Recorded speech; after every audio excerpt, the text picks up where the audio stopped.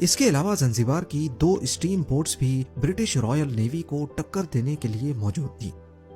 ٹھیک 9 بجے جب سلطان کو دیا گیا الٹیمیٹم ختم ہوا تو برٹش نیوی کی 2 کروزر شپس، 3 گن بوٹس اور 150 میرینز آئی لینڈ کی طرف بڑھنا شروع ہوئے۔ یاد رہے کہ ان 150 لوگوں کا مقابلہ سلطان کے 2800 گارڈز کے ساتھ تھا۔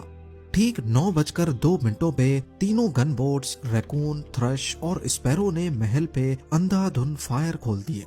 پہلے ہی حملے میں محل کے اندر 12 پاؤنڈر کینن کو تباہ کر دیا گیا۔ حملے میں سلطان کی رائل یارڈ HHS گلاسگو کو بھی ایک ہی جھٹکے میں تباہ کر دیا گیا، لیکن کیونکہ وہ ہاربر پہ ہی کھڑی تھی جہاں پانی کم تھا، اسی لیے اس کا اوپر والا حصہ پانی کے باہر تھا۔ گلاسگو کے کریو نے فوراً برٹش فلیگ دکھا کر خود کو سرنڈر کر دیا۔ برٹشرز کا پلان تھا کہ سلطان خالد بن برگش کو اریسٹ کر کے اس کو انڈیا لے کر جائیں گے، لیکن پہلے ہی فائر پر سلطان اپنے دوسرے عرب ساتھیوں کے ساتھ چوری چھپے محل سے فرار ہو گیا۔ سلطان کی 2800 کی آرمی میں سے 500 سولجرز ہیوی بمبارڈمنٹ کی وجہ سے مارے گئے۔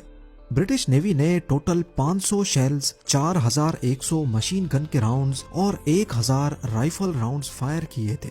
9:37 پہ برٹش سولجرز محل کے اندر گھس چکے تھے، جس پر بچے ہوئے پیلس گارڈز نے بھی سرنڈر کر دیا۔ ٹھیک 1 منٹ کے بعد 9:38 پہ برٹش میرینز نے محل کی چھت پہ لگا سلطان کا جھنڈا اکھاڑ دیا، اور یہیں پر 38 منٹوں تک چلنے والی یہ جنگ اپنے اختتام کو پہنچی۔ حیرت کی بات یہ ہے کہ جہاں اس پوری جنگ میں سلطان کے 500 لوگ مارے گئے، وہیں برٹش نیوی کا صرف 1 سیلر زخمی ہوا تھا۔ بعد میں معلوم پڑا کہ سلطان خالد بن برگش نے جرمن ایسٹ افریقہ میں جا کر پناہ لی ہے۔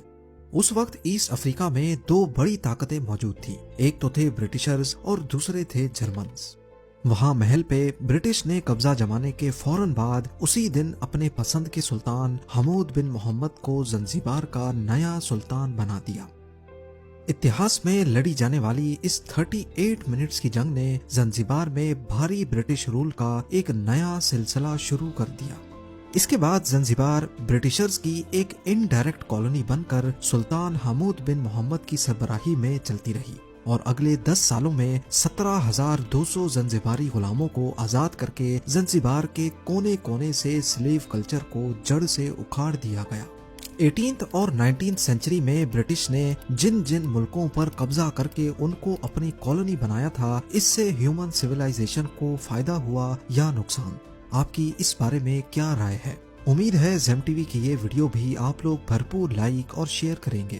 آپ لوگوں کے پیار بھرے کامنٹس کا بے حد شکریہ۔ ملتے ہیں اگلی شاندار ویڈیو میں۔